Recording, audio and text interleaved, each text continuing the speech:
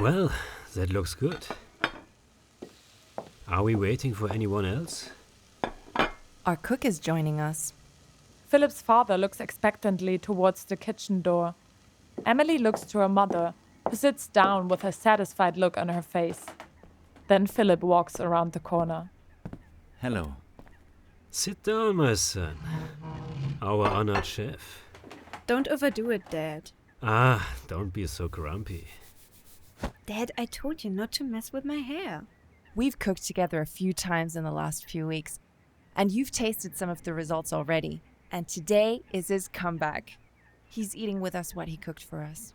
Thank you for the food, Philip. Thank you for the food. Thank you for the food, honey. Thank you, Bom-Sook, for bringing me back to communal cooking. I hope you will enjoy it. Here's to a nice meal together.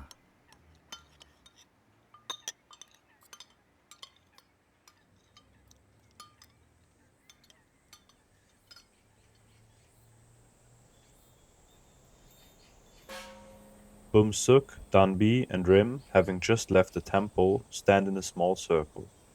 The wind is blowing and Rim is shivering. Bom-Sook steps closer to her and wraps her arm around her. They look at Danbi. This is all bullshit. You mean it's all true? Everything is going the way it should.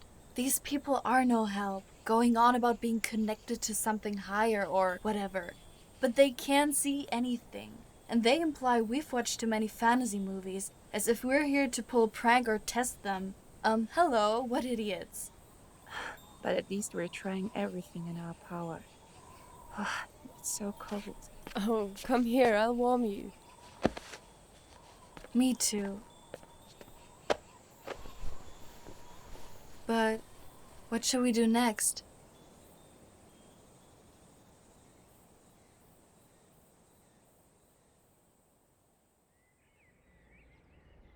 Emily sits on her bed in her room. With her, on the bed, 6 portraits of the Moxery band members. She thinks out loud. Seoyoung is too caring and interested in others. So probably not her. Rim would try to get information. So maybe. Who's next? Oh, it would be messy, for sure. A lot of things would be very strange, but maybe we'll add Yeha to the suspects. What about Minyu would definitely be clingy or need attention. Could it be Danbi? She would give herself away. What can she keep to herself anyway? But that's what we love about her.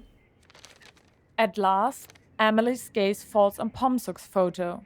She bows her head and tries to think it through from a different perspective. Then she glances at Rim's and Chewa's portraits again. The suspects. She takes the 2 and arranges them neatly with Bom-Sook's in front of her. She continues pondering. Meanwhile, Bom-Sook is at home, using the empty space in the girl group's apartment. Bom-Sook? Bom-Sook? Minyu? Can we talk for a minute? Okay. Don't. The other guy approached me the other day. I'm sorry you're afraid of him, but He apologized too. Minyu looks at Bom-Sook nervously. Her gaze fixes on the red sweater. What did he apologize for? There's nothing he needs to apologize for. You like the other one? We're both in the same situation, and yet we both learn a lot from each other. Similarities and differences. But he is in your body. And I'm in his. But What was Philip apologizing for? for scaring me, for taking you away from all of us. This... Isn't he? It's not his fault? Maybe it is. My point is more that he apologized. He feels sorry for us. He feels for us. He realizes what it means for us to be separated from you. Even though I still think it's all creepy, he seems like the right guy for something like this to happen. If it must happen. He seems like a good guy. First this, then your wish to improve. Good, Philip. You're doing well. Really well.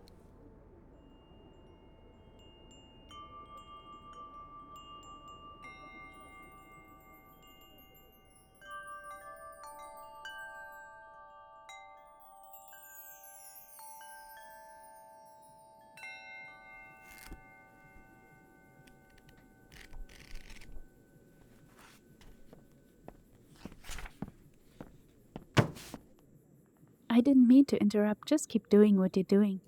Good. Philip? Maybe I did have something to say after all. Yes.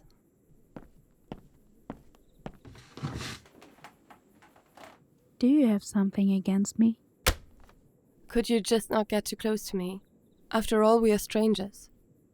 Seoyoung looks at him thoughtfully. Philip isn't sure if Seoyoung understood him or is just slow.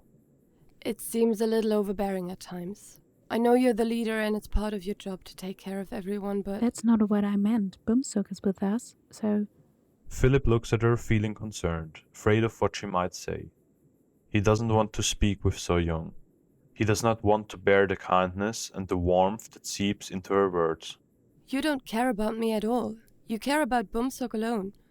You take care of her body and her path, so that when she comes back, her path is intact and everything can go on as before. You look ahead. Everything revolves around Bom-Sook when you look at me. Is that what you really think? No, of course I don't mean it that way. I can see in your every action how important every person around you is to you. Not equally important, but everyone matters to you. That's really noticeable. I can feel that. And we also feel that Bom-Sook really likes you and that you're trying hard to make the best of the situation. Seoyoung smiles kindly at Philip. He steps back a little, but can't hide a smile of thankfulness. Thank you.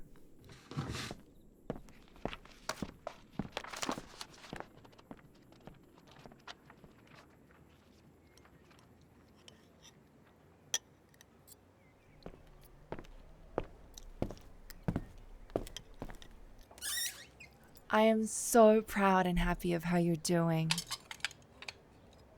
Thank you. I just don't know if I really managed to do it.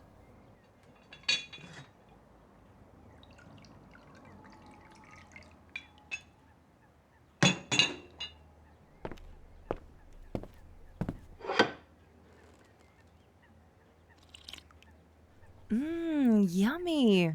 You're getting better. You're growing. Well done.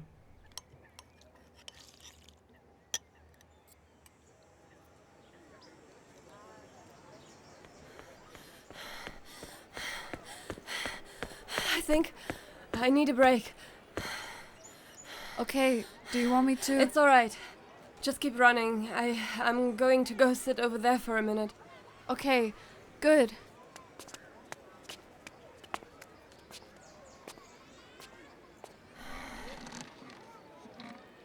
How can I be out of breath without really being out of breath? Philip watches Dunby jog around the platform. Then he leans back and closes his eyes.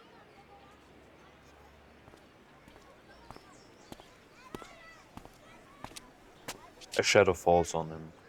Dunby, you are really amazing to be so fast. Please give me a few more minutes, though, that my body can do so much more than my mind is exhausting in other ways. It must not be easy to overcome that barrier in your head. Cosmo? Bom-Sook lets you overcome your limitations. She must really be quite special. I've never had direct contact with her, so I don't actually know. But you do know. You feel it. Whether it's the time you're on her body or when you return to yours, and she's done things again that make it easier for you. She supports you. Even it's not her directly. You feel that she is always with you. So are you. I must be quite special too, being here despite the language barrier.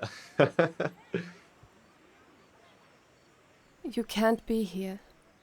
Because you're in South Korea? Dunby comes running up to Philip. There's really only Bom-Sook sitting there. He looks at Dunby, not even daring to look at Cosmo's beloved face. Or because I'm no longer alive?